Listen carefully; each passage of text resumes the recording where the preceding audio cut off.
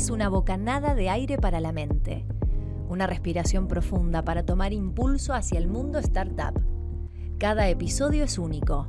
Una entrevista, un debate, una charla, una experiencia que recorre emociones y momentos claves desde la idea hasta el despegue. Esto es Oxígeno para Crear.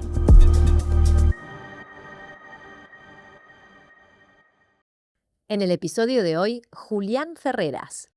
El impacto de hacer.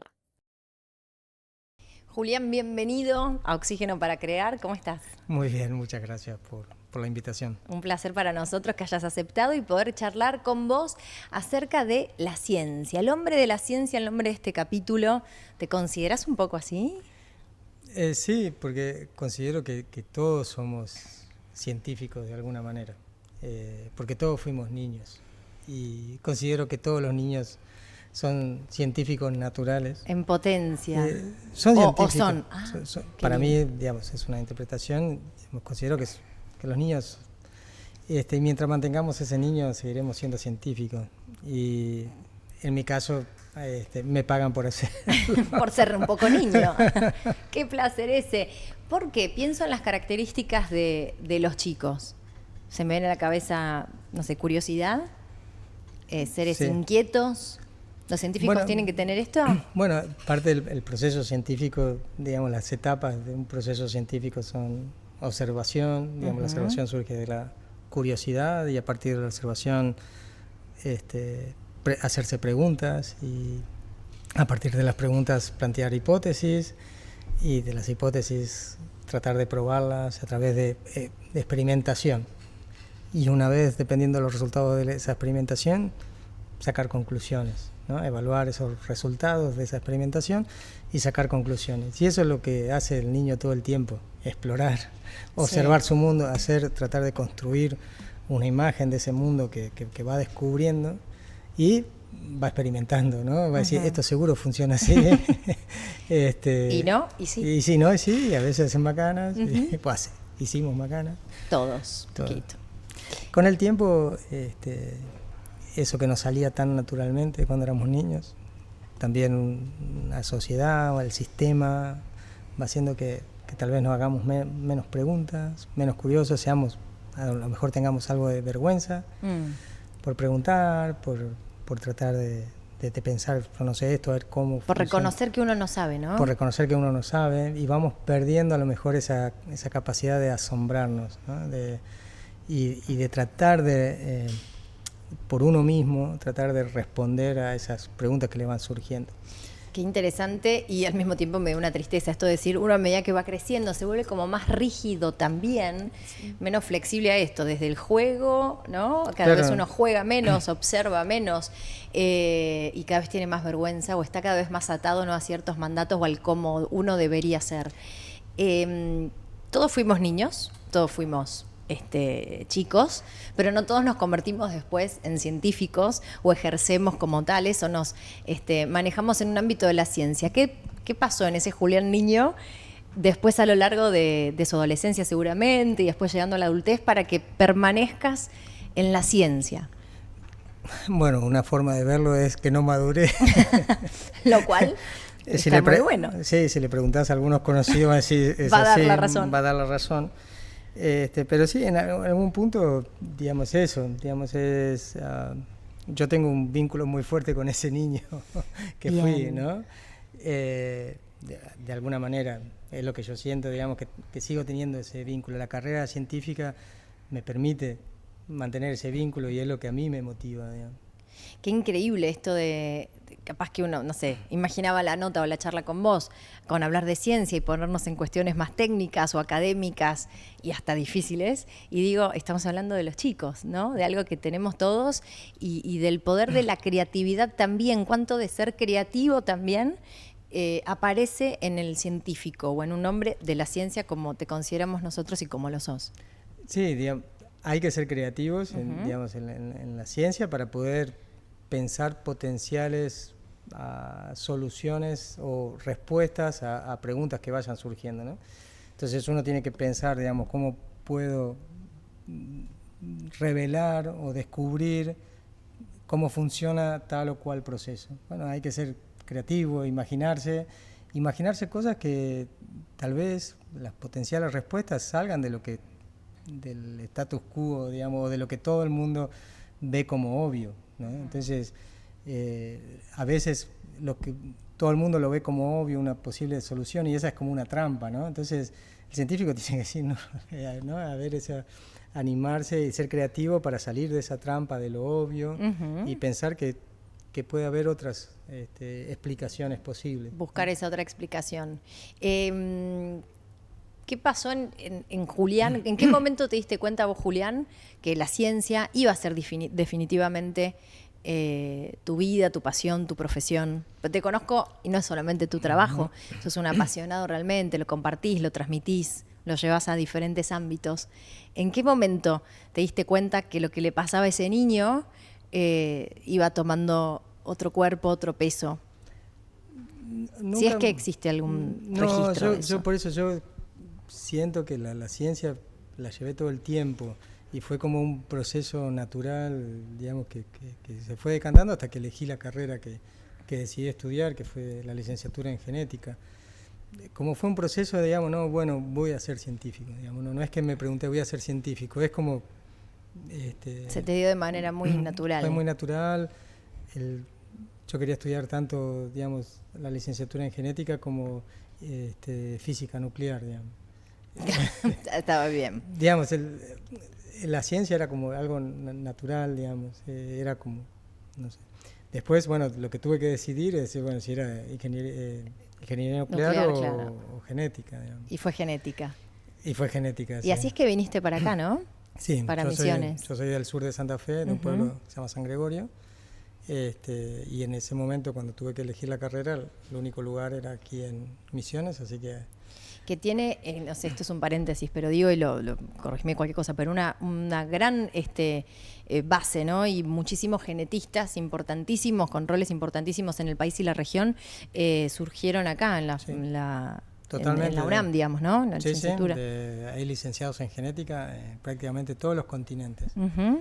Entonces la licenciatura acá ha generado profesionales que se desempeñan en lugares muy relevantes, con carreras muy brillantes, prácticamente en todos los continentes del planeta. Bien, enseguida voy a volver a este mundo de los niños, de la curiosidad, de la creatividad, pero me quedo con esto de licenciados en genética que han surgido aquí en la provincia y que se destacan en diferentes lugares. Vos lo haces, sos uno de los científicos más prestigiosos, si se quiere, del CONICET, ¿sí?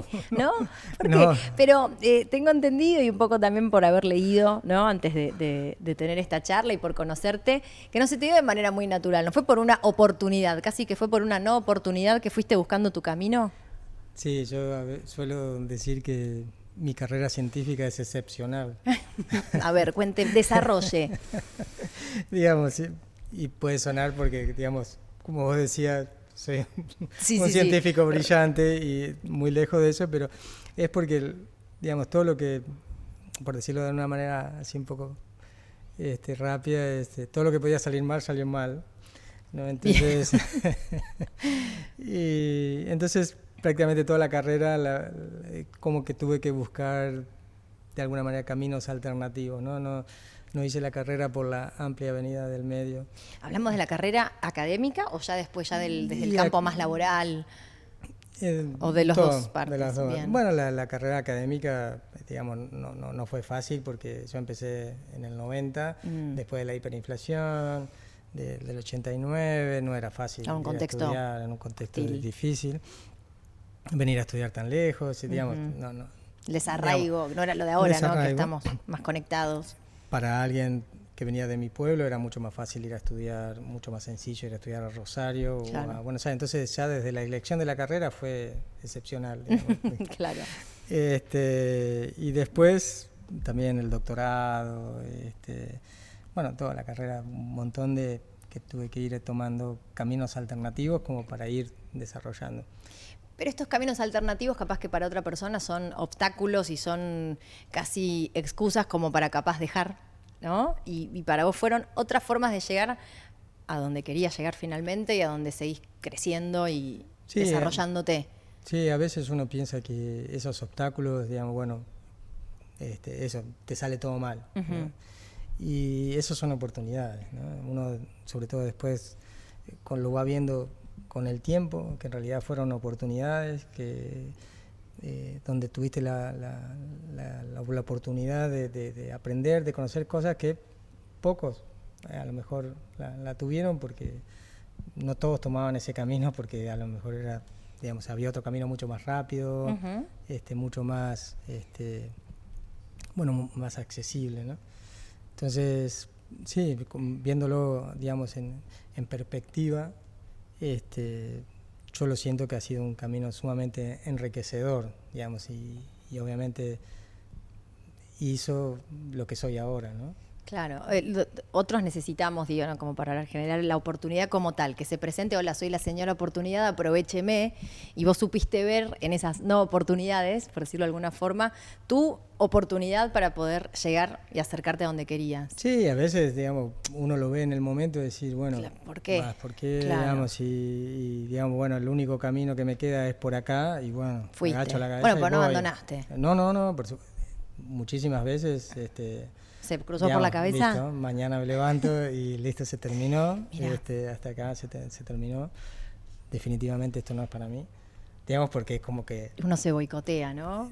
Y a vos te pasaba eso. Parte de que... a veces sí, porque, digamos, a veces, bueno, digamos, ¿cuál es la diferencia entre uno que es...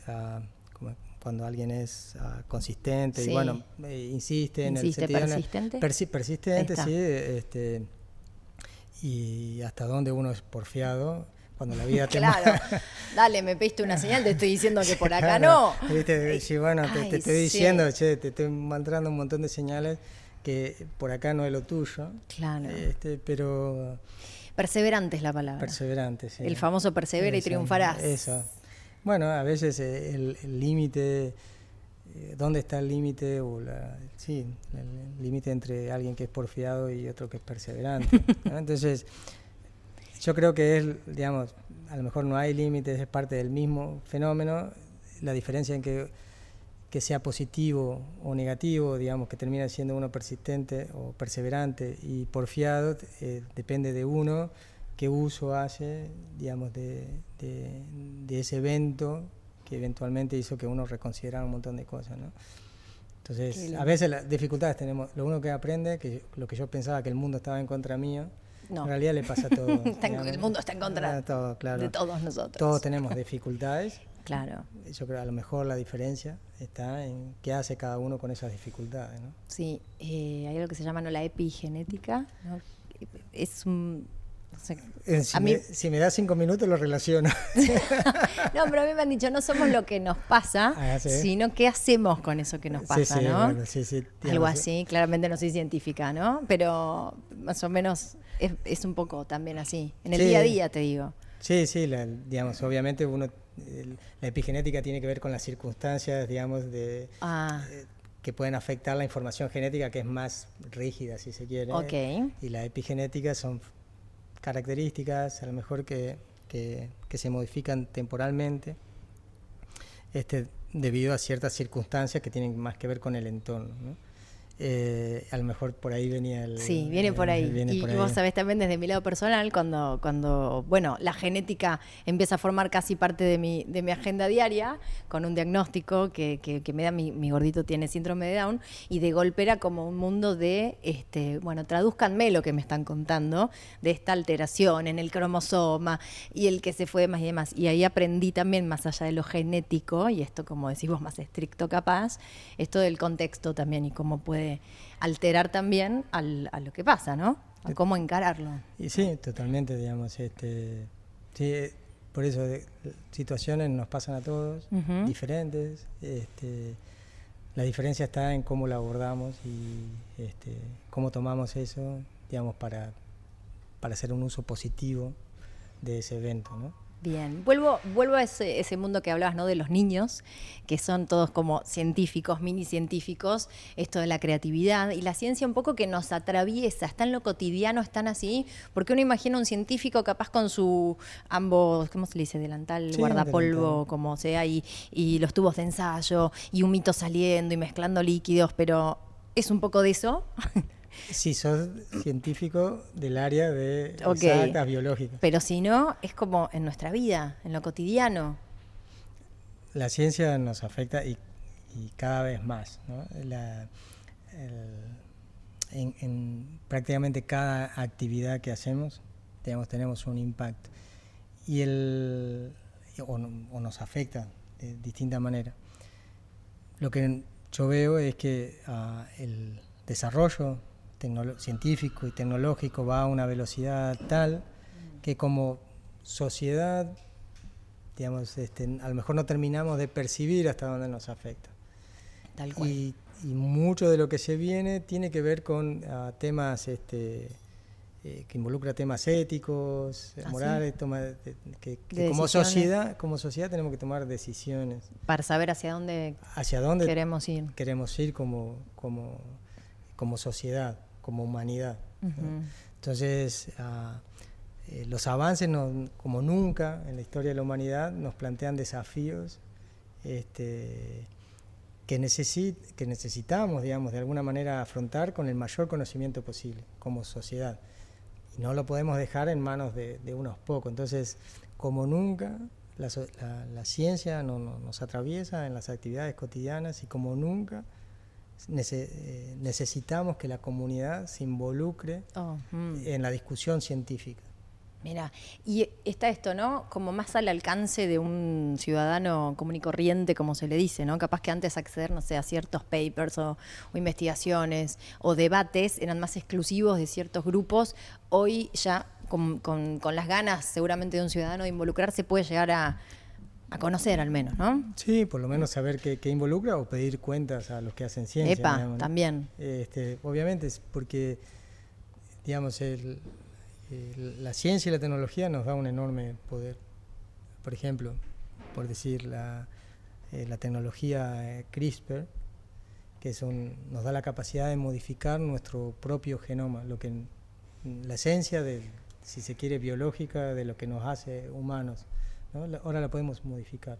Qué increíble. Bueno, eso plantea enormes desafíos, digamos, cómo lo modificamos. Nosotros tenemos en nuestras manos la capacidad de modificar nuestro futuro biológico. Es casi una película de ciencia ficción podía parecer hace algunos años. Digamos, hoy ya es una realidad. Eso es una realidad, digamos. La capacidad técnica está, digamos. Y claro. Entonces, hay discusiones, obviamente, no es que se está haciendo de manera... Claro, desde esta ética que hablabas también, claro, ¿no? Ahí no es que se está haciendo de forma deliberada y sin... Abierta, sí. Pero no puede ser una discusión de unos pocos, digamos, hacia dónde vamos. La comunidad tiene que tener conocimiento o saber, tener cierta noción de hacia dónde vamos tecnológicamente, no directamente cerrar los ojos y mandarse. mandarse. En otros capítulos hablamos de los datos, ¿no? De la recopilación de datos y cómo uno también con esos datos puede también, ¿no? Ir para uno u otro lado, la toma de decisiones y demás. Y hablamos de las emociones, que uno imagina que los datos son como más rígidos también y fríos, ¿no? Y cómo las emociones también están en juego en esa toma de decisiones. Traigo la ciencia y al mismo tema.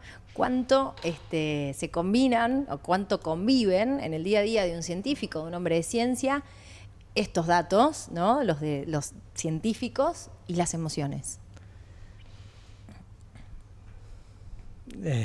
Difícil, digamos. Para mí la ciencia es, digamos, lo que hacemos ciencia es casi emocional. Mira. Digamos, porque la mayoría de lo que yo conozco, digamos, de la gente que hace ciencia, gente que lo hace por la emoción de descubrir, de generar conocimiento. De esa búsqueda. Y uno es científico el 100% del tiempo. el sentido, digamos, tiene un sesgo en eso. Y las emociones también, digamos, ¿no? Y uno, a veces, uno puede a lo mejor entrar como una especie de, a lo mejor, de conflicto porque su mirada científica y parece que lo emocional no va junto, pero partiendo de la base que lo que hacemos, lo hacemos porque nos emociona, ahí ya está. Ya está el vínculo. Ya estamos vinculados. Sí, sí. La emoción en todo. Hoy en día se habla mucho de la inteligencia artificial, por ejemplo. No sé cuánto en tu campo, ¿no?, está presente o no. La inteligencia emocional también, ¿no?, tiene que aparecer un poquito más, ¿o crees que está dentro de todo abordada? La inteligencia emocional, sí, hace falta que se integre, digamos, en todo, sí, digamos, sí, ¿no? Sí. Mejoraría la vida en general, digamos, en todas nuestras relaciones. Y sin duda, tener científicos con inteligencia emocional, obviamente que ayudaría también a hacer una ciencia tal vez mejor, en el sentido de que más humana, en el sentido de que ayude positivamente. Inteligencia artificial es otro de los aspectos, así como hablaba de la tecnología CRISPR en el campo biológico, lo que es inteligencia artificial, sin duda, es una de las grandes revoluciones, y no por nada, digamos, prácticamente cada revolución tecnológica ha generado sus miedos, y siempre estuvimos las primeras reacciones de decir, bueno, esto va a ser un desastre para la humanidad, ¿no? Que sí, nos van a manejar. Sí, un montón de temores, despierta un montón de temores de esto que es revolucionario. La inteligencia artificial, sin duda, genera esos temores, y debemos prestar atención, sin duda, a ese aspecto. Pero se abre, digamos, definitivamente es algo que va a haber un antes y un después, ¿no? Y que ya lo está viendo. Eso, digamos, y que estamos un poco siendo parte del proceso, ¿no? Sí, en lo personal, si se quiere, mi preocupación es que hasta ahora es la primera tecnología, digamos, pues nosotros, el avance tecnológico lo que nos va haciendo es, vamos delegando nuestras funciones que antes hacíamos manuales, ahora lo hace una máquina, digámoslo. Antes hacíamos trabajábamos el campo a mano, después pusimos una máquina. Antes caminábamos más, ahora después tuvimos bicicletas, caballos, sí, y coches, y caminamos menos, ¿no? Entonces todas nuestras actividades físicas las vamos relegando. Con la inteligencia artificial tal vez es como que estamos entregando nuestra capacidad, la última de pensar, digamos. Ahora es muy fácil, digamos, sí, uno escribe y tener las respuestas. Un arma de doble filo, digamos. Sí, pero qué sé yo, recuerdo cuando era chico, que a todos nos habrá pasado, decir, bueno, cuando llevaba la calculadora, ahora nadie más va a saber. Y uno lo hace, sí. Y uno lo hace, digamos, aprende igual. Digamos, perdimos la capacidad ahora de sacar cuentas tan rápido. Pero bueno, ganamos otras cosas, ¿no? Seguro. Obviamente. Antes podíamos viajar larga distancia abriendo mapas y y brújula brújulas sí, qué sé yo, y ahora, digamos, si no salimos con el teléfono y el GPS, te vas al supermercado que fuiste toda tu vida, pero uno necesita que te digan gire a la derecha. Pero antes sin el GPS, ahora ya uno no mira, digamos, antes cuando no teníamos el GPS, uno iba por la ruta, iba mirando ya, digamos, en este árbol es donde tengo que doblar, ya iban buscando señales. Ahora uno ya no presta atención a eso, ¿no?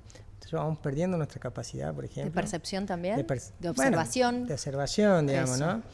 Ya no tenemos bueno, ¿quién recuerda los números de teléfono, no? ¡Qué ejercicio! Claro. ¿No? Entonces, esas actividades... ¿Y ese es uno de los desafíos de la sociedad hoy? Como a pesar de que esto crezca, de que la inteligencia artificial o estas herramientas que uno las quiere porque nos ayudan, pero el desafío de decir, te sigo observando, sigo prestando atención. Sí, yo creo que definitivamente va a ser un desafío eso. Digamos, seguramente lo vamos a suplir con otra cosa, digamos, somos muy plásticos, pero bueno. Sí. Y adaptables. Totalmente. Juli, hace un rato nombraste una palabra que la quiero traer, que es impacto, ¿no? Y hablas de comunidad, hablas de humanidad, hablas de sociedad, o sea, todo lo haces como muy colectivo.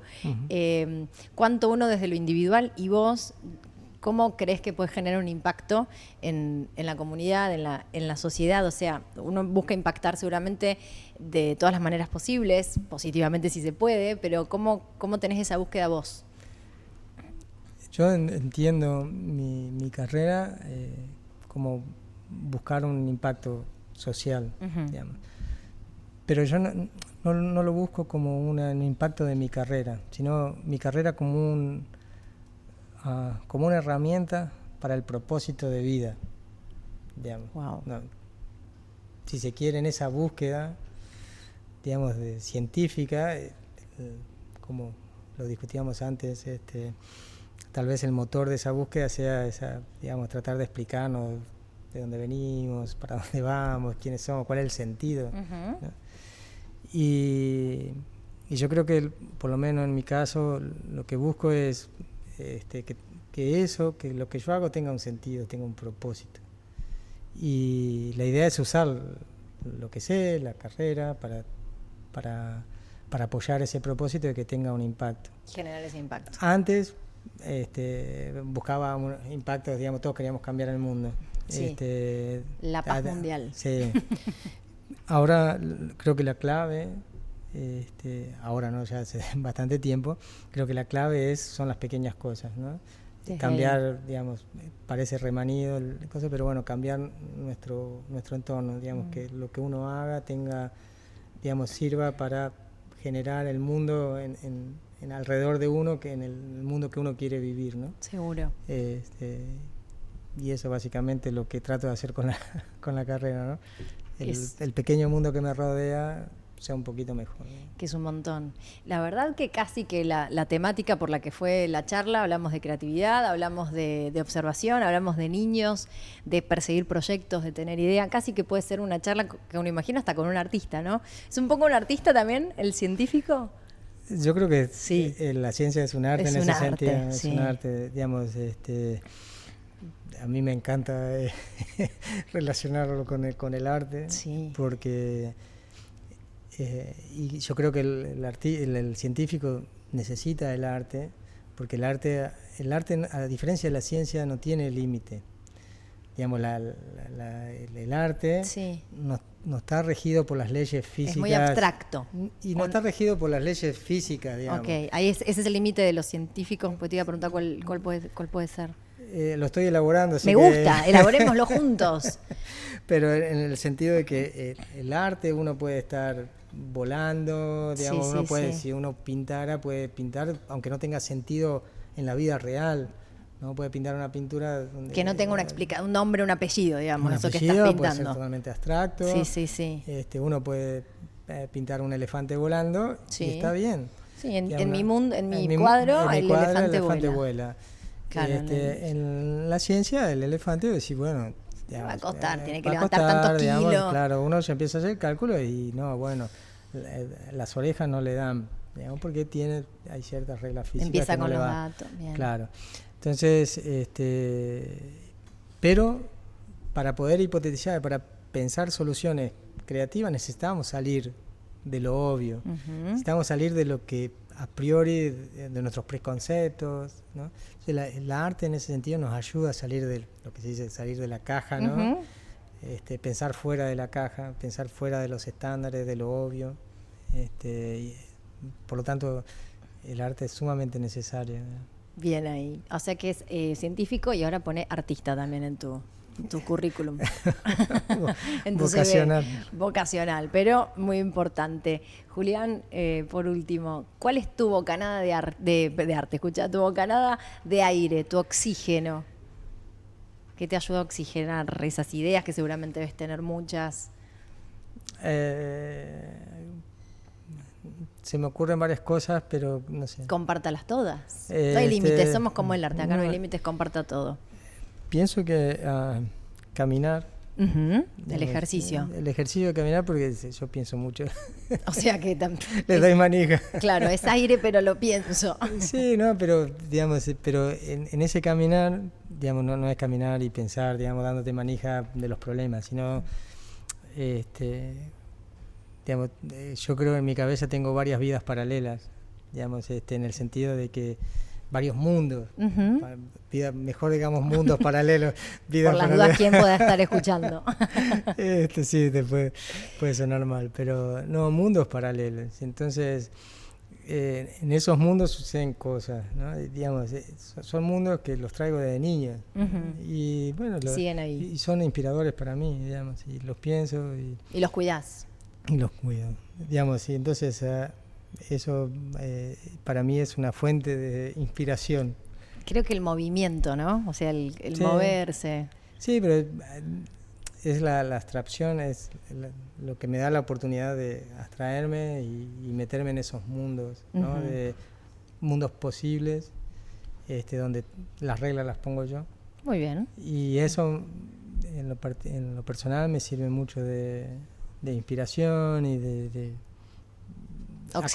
oxigenar y acomodar las cosas que después lo voy aplicando en mi día a día, ¿no? Y que me sirve para acomodar las preocupaciones diarias, cosas del laboratorio, lo que sea, digamos, lo voy acomodando y eso me sirve de bocanada. De bocanada. Gracias, no Juli. sé si era lo que... Sí, claro, sí. Gracias al hombre de la ciencia que ha venido a oxigenarnos también y a llenarnos de inquietudes, a ser más observadores, más creativos. Gracias, Julián, por tu tiempo. Un placer. Un placer, muchas gracias por la invitación. Julián Ferreras, en Oxígeno, el hombre de la ciencia.